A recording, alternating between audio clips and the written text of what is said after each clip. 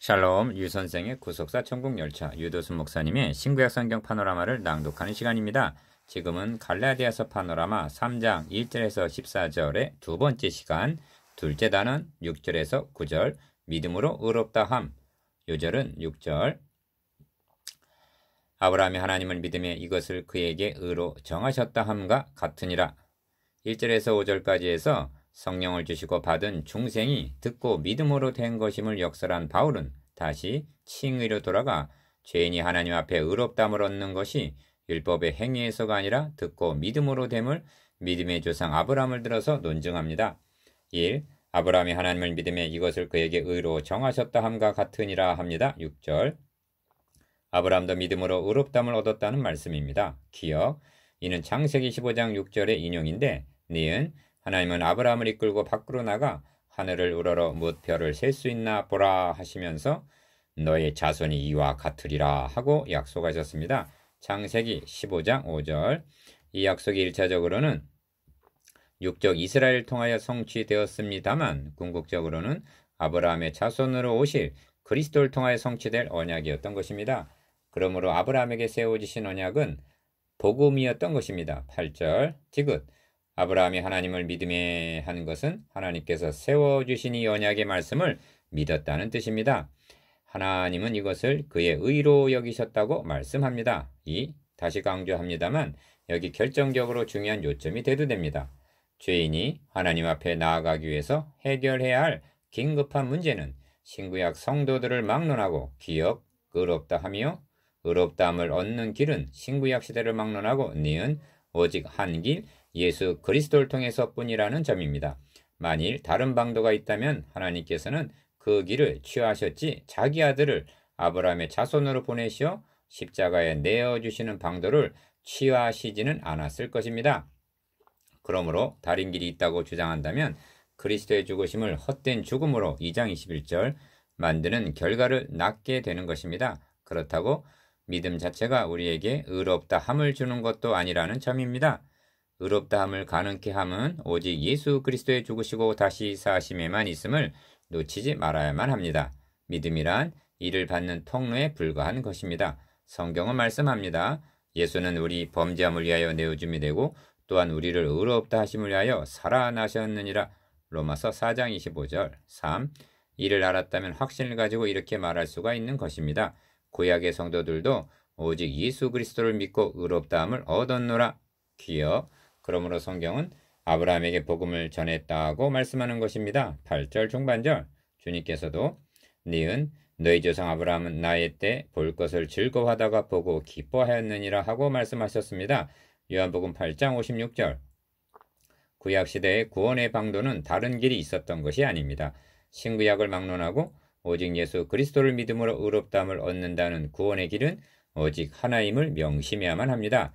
다만 차이가 있다면 구약의 성도들이 언약을 통해서 제사 제도를 통해서 오실 그리스도를 바라보면서 믿고 구원을 얻었다면 신약의 성도들은 언약의 성취로 이미 오신 그리스도를 믿음으로 구원에 참여하게 된다는 차이가 있을 뿐입니다. 4.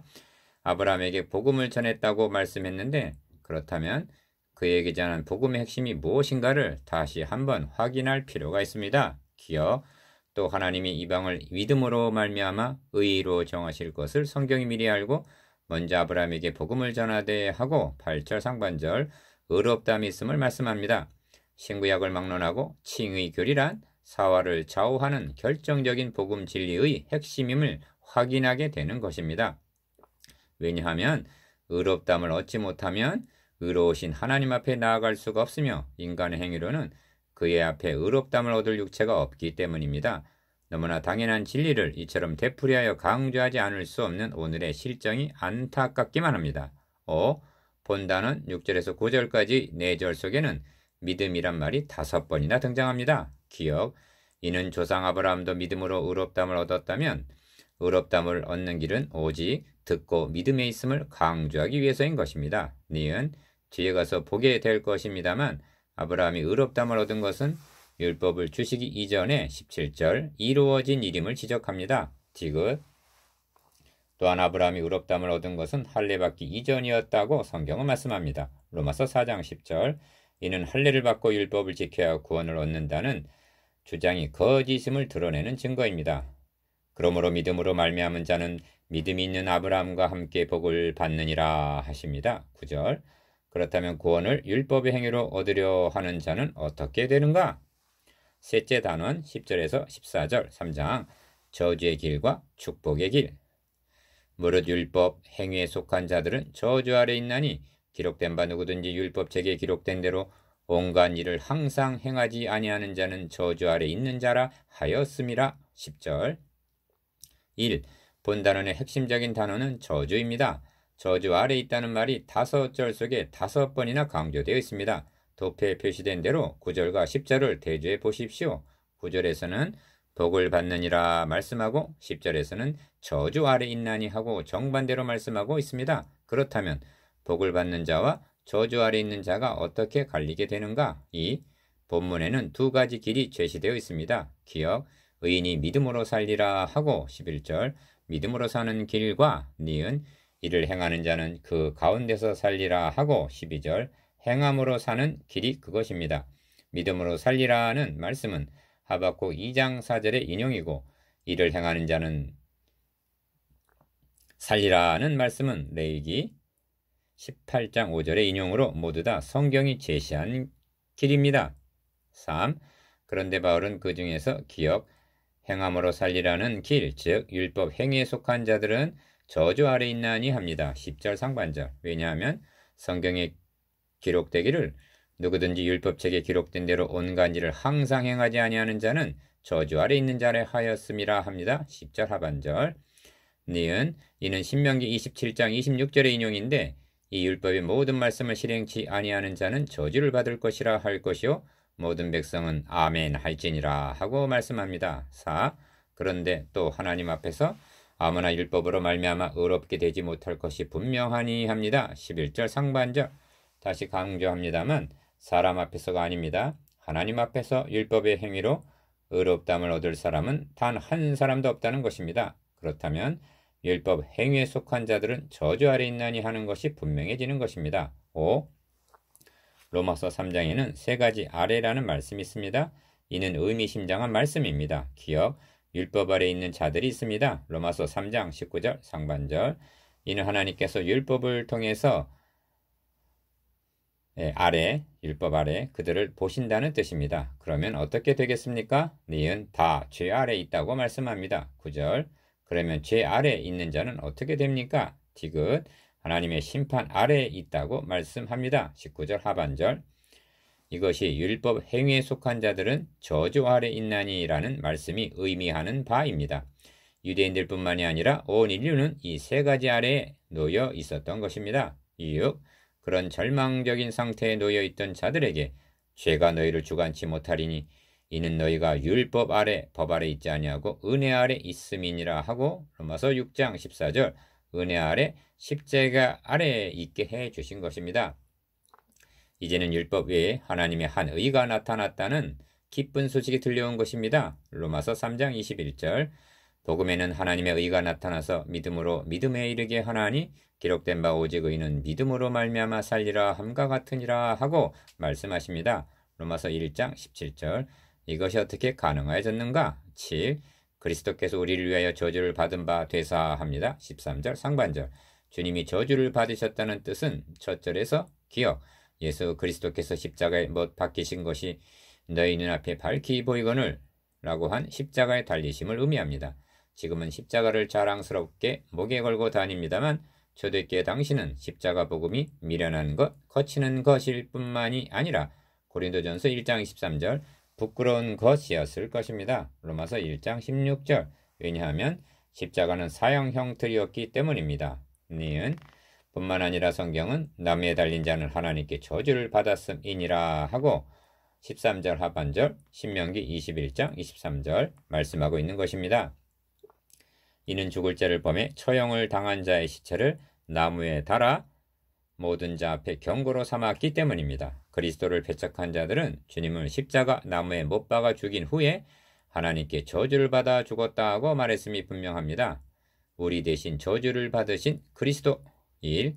바울은 기억 그래 예수 그리스도께서는 저주를 받아 죽으셨다. 그러나 분명히 알라. 주님은 우리를 위하여 바로 너를 위하여 대신 저주를 받으셨다고 말씀하고 있는 것입니다. 니은 율법의 저주에서 우리를 속량하셨다는 13절 하반절 말씀이 이를 의미합니다. 이 율법의 모든 말씀을 실행치 아니하는 자는 저주를 받을 것이라 하신 신명기 27장 26절 그분이 우리를 위해서 대신 저주를 받으셨다니 그렇다면 주님이 어찌하여 저주를 자청하셨는가?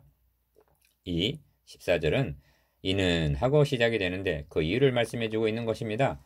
두 가지 복을 주시기 위해서라고 말씀합니다. 첫째는 기억, 이는 그리스도 예수 안에서 아브라함의 복이 이방에게 미치게 하고 합니다. 14절 상반절 아브라함의 복이란 하나님께서 너의 씨 자손으로 말미암아 천하 만민이 복을 얻으리라 하신 복인데 창세기 22장 18절 그의 자손으로 오실 그리스도를 믿음으로 말미암아 의롭다함을 얻을 것을 가리킵니다. 둘째는 니은 또 우리로 하여금 하십니다. 칭의 외에 또 있다는 말씀입니다.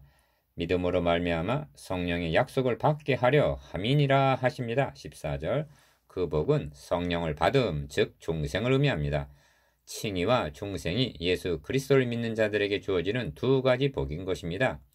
여러분은 이 두 가지 복을 다 받으셨음을 확신하는데 거하기를 바랍니다. 칭의와 중생이 어찌하여 절대적으로 필요한가에 대해서는 앞에서 1절에서 9절 이미 말씀드린 바입니다. 이것이 성경이 말씀하는 복이요 쇠하지도 않고 썩지도 아니하는 최고 최대의 영원한 축복인 것입니다. 3장에는 아브라함이 8번이나 등장하고 있는데 6절, 7절, 8절, 9절, 14절, 16절, 18절, 29절 어찌하여 이처럼 아브라함을 강조하고 있는가? 뒤에 가서 더욱 자세하게 보게 되겠습니다만 기억, 하나님께서 모세를 통하여 주신 율법보다 아브라함에게 세워주신 언약이 우선함을 드러내기 위해서인 것입니다. 니은 율법의 조상이 모세라고 말한다면 아브라함은 언약을 믿는 모든 믿는 자의 조상이 되었기 때문입니다. 디귿 궁극적으로는 율법은 저주 아래 있게 하지만 언약은 은혜 아래 있게 하심을 깨닫기를 원해서입니다. 4. 그런즉 기억 믿음으로 말미암는 자들은 아브라함의 아들인 줄 알지어다 합니다. 7절 니은 그러므로 믿음으로 말미암는 자는 믿음이 있는 아브라함과 함께 복을 받느니라 합니다. 9절 디귿 하나님이 약속으로 말미암아 아브라함에게 은혜로 주신 것이라 합니다. 18절 리을 너희가 그리스도께 속한 자면 곧 아브라함의 자손이요 약속대로 유업을 이을 자니라 하십니다. 29절 5.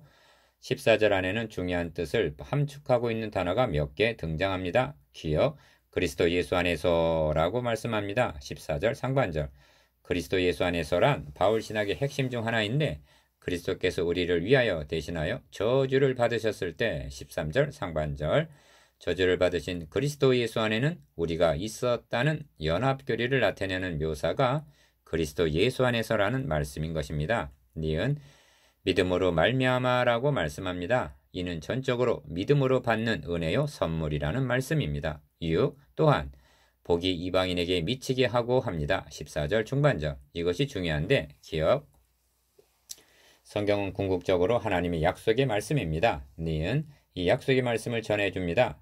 디귿 듣고 아멘 하고 믿음으로 받습니다. 리을 믿는 순간 하나님의 약속이 그의 것이 된다는 말씀입니다. 이것이 미치게 한다는 의미입니다. 바울은 로마서에서 이제는 율법 위에 하나님의 한 의가 나타났습니다 하고 외친 후에 곧 예수 그리스도를 믿음으로 말미암아 모든 믿는 자에게 미치는 하나님의 의인이 차별이 없느니라 하고 말씀합니다. 로마서 3장 21절에서 22절 하나님께서 그 아들을 통하여 마련해 주신 하나님의 의인은 믿는 순간 그의 것, 즉 의롭다함을 얻는다는 말씀입니다. 또 중생이 이루어짐도 믿으시기를 바랍니다. 아무런 차별이 없다고 말씀합니다. 다만 믿느냐 믿지 않느냐의 차별이 있을 뿐이라는 것입니다.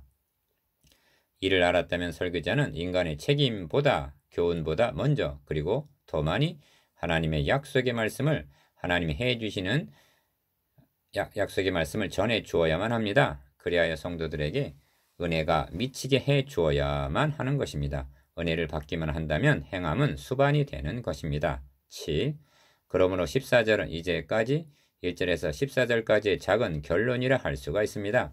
바울은 이렇게 말씀하고 있는 셈입니다. 그럼에도 불구하고 할례를 행하고 율법을 지킴으로 복을 받을 줄로 생각하느냐? 복을 받기는커녕 도리어 저주를 받게 될 것이다.